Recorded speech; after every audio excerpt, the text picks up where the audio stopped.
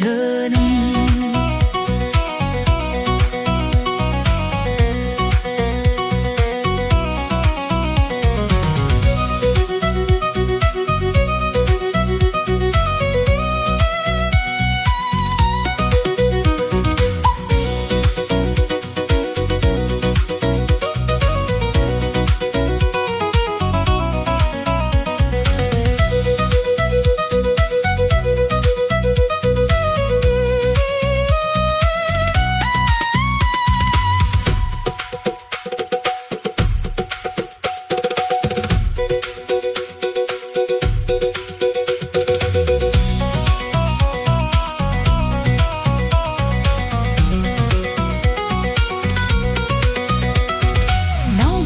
Răng gấp nằm mơ là ôi ông ơi nào hăng lời mơ lúc noa hồi ông hơi chỉ prani ông ơi gir mặc lời thô răng bờ chính sang nọ